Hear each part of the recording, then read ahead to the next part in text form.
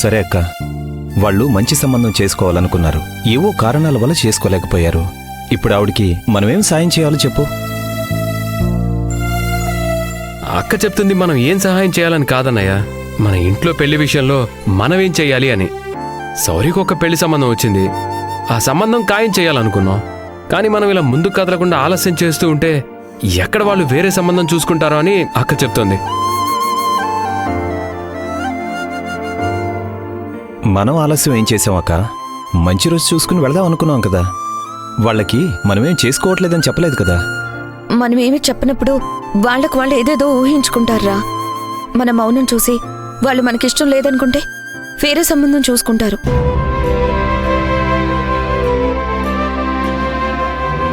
మనం వెళ్ళి చెప్పేసరికి అయ్యో మీరు ఏ మాట చెప్పకపోయేసరికి మేము వేరే సంబంధం చూసుకున్నామని చెప్తే అప్పుడు మనం ఏం చేయగలం చెప్పు. అవునరా రాఘవ, ఇప్పటికి జరిగిన ఆలస్యం చాలు. ఇక మనం తొందరపడితే మంచిదనిపిస్తోంది.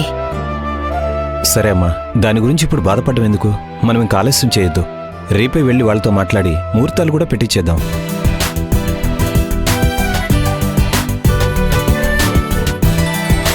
ఎందుకేరా మీ ఇద్దరిని పిలిపించింది? ఈ విషయం చెప్పడానికి నువ్వు ఆలోచించాల్సిన అవసరం ఉందక్క. నా తమ్ముడు నలుగురికి సాయం చేసే స్థానంలో ఉన్నాడ్రా. వాడికి నేను సలహాలు ఇవ్వడం అనేది కొంచెం ఇబ్బందిగా అనిపించింది. మేము ఏ స్థాయిలో ఉన్నా మీ తమ్ముళ్ళమే కదక్క. నువ్వు చెప్పేది ఏదైనా మంచి చెప్తావు, అందుకే నువ్వేం చెప్పినా మేం చేస్తాం. రేపే సుజాత అత్త వాళ్ళ ఇంటికి వెళ్దాం, సరేనా? అలాగే.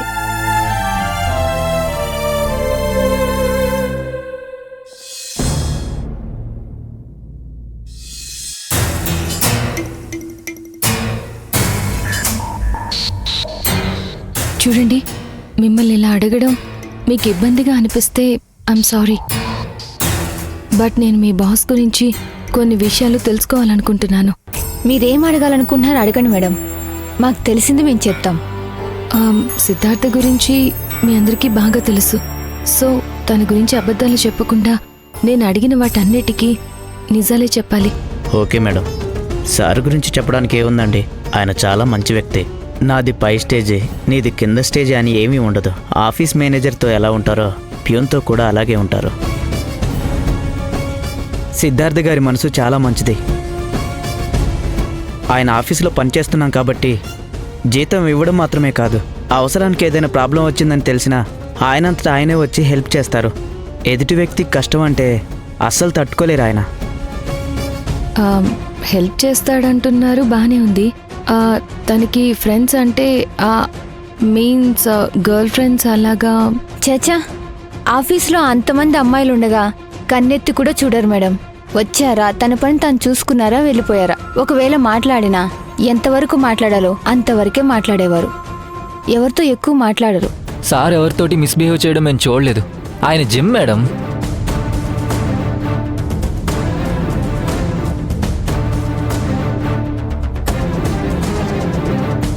నేనెవరూ మీకు పరిచయం లేకపోయినా నేను అడగగానే మీ బాస్ గురించి అన్నీ చెప్పినందుకు చాలా థ్యాంక్స్. అసలు ఇవన్నీ ఎందుకు అడిగారు మేడం?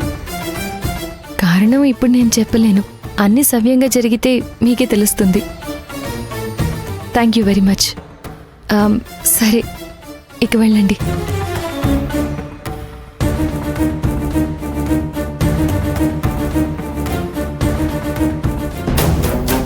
హాయ్ శౌర్య. హాయ్ కావ్య. ఏం అడిగారు? దానికి మీరేం సమాధానం చెప్పారు? ఆమె మన బాస్ గురించి అడిగారు. అవునా, మీరేం చెప్పారు? సారు గురించి ఏం చెప్తాం, గొప్పగానే చెప్పాం. అయినా లేని విషయాలు చెప్పలేదు కదా, ఉన్నట్టుగానే చెప్పాం. ఇంతకీ ఇవన్నీ ఆమె ఎందుకు అడిగిందో మాత్రం అర్థం కాలేదు. ఫైనల్గా అడిగితే తర్వాత మీకే తెలుస్తుందిలే అంది. నాకు కొంచెం పనుంది శౌర్య, వస్తాను. అలాగే.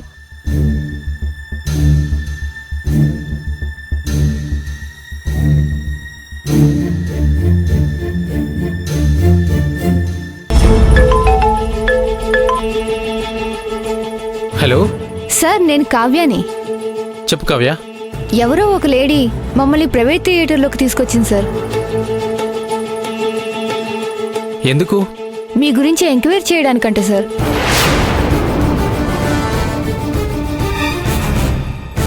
నా గురించి ఎంక్వైరీ చేసిందా? ఏమని? అదే సార్, మీరు ఎలాంటి వారు ఏంటి అని అడిగింది సార్. మీరేం చెప్పారు? అందరం మీ గురించి పాజిటివ్గానే చెప్పాను సార్.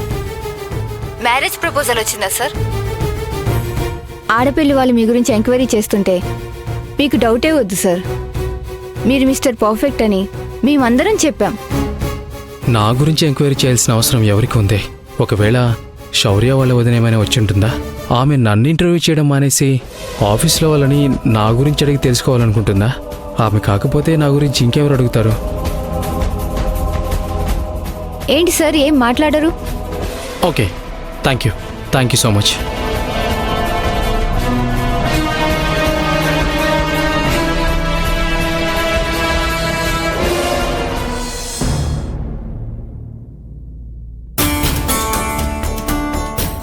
ఆ అమ్మాయి ఎవరు ఏంటని చెప్పాలంటే ముందు వాళ్ళ ఇంట్లో వాళ్ళతో నేను మాట్లాడాలి. నాకు ఆ అమ్మాయి నచ్చింది, తన వాళ్ళకి నచ్చేలా నేనుండాలి. ఆ ఫోన్ గురించి కూడా నేనిలా ఆలోచించాల్సి వస్తుందని నేనెప్పుడూ అనుకోలేదు. ఎందుకు వీడిలా తయారయ్యాడు? వాణ్ణంతలా మాయ చేసిన ఆ అమ్మాయి ఎవరు?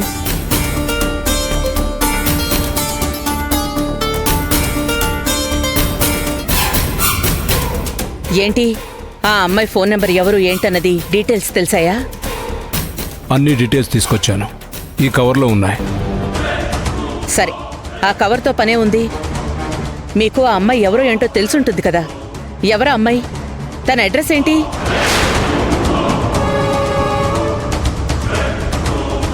ఆ అమ్మాయి అడ్రస్ ఇదే.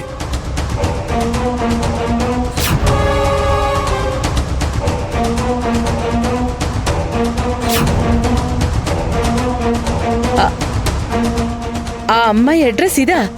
మన సిద్ధార్థ మనల్ని ఫూల్స్ని చేశాడు. వాడు మనల్ని ఫూల్స్ చేయడం ఏంటి? ఏం మాట్లాడుతున్నారు మీరు?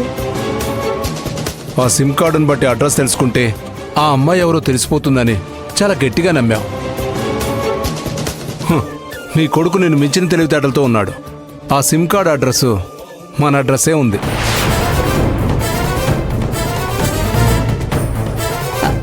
అసలైనా మన అడ్రస్ ఎలా ఉంటుంది?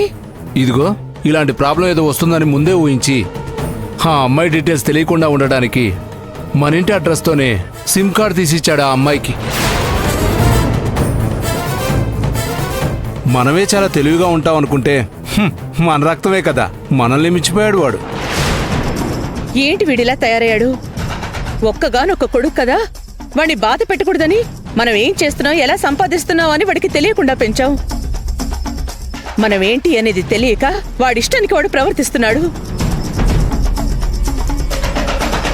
ఏం అడిగినా చెప్పడం లేదు. తల్లిదండ్రులము మనకి చెప్పకుండా వాళ్ళకి చెప్పాలంట. వాళ్ళు ఓకే అన్న తర్వాతే మనకి చెప్తాడంట. వాడి తెలివితేటలు చూసి ఆనందపడాలో బాధపడాలో అర్థం కావడం లేదు. నువ్వు చెప్పినప్పుడు ఆ సిమ్ కార్డు అడ్రస్ పట్టుకుంటే చాలు ఆ అమ్మాయి ఎవరో తెలిసిపోతుందని అనుకున్నాను. మళ్ళీ సమస్య మొదటికే వచ్చింది. ఇప్పుడు ఏం చేద్దామంటావు? ఏం చేద్దాం? ఫోన్ నెంబర్లు కుదరలేదు. ఇంకెలా తెలుస్తుంది? అసలు ఆ అమ్మాయి వీడికి ఎక్కడ పరిచయం అయి ఉంటుంది? వీడు పబ్బులకి క్లబ్బులకి ఎక్కడికి వెళ్ళడు. ఫ్రెండ్స్తో పార్టీకి వెళ్తాడా అంటే అది లేదు. ఇల్లు ఆఫీస్ తప్ప ఇంకేమీ తెలియని వాడికి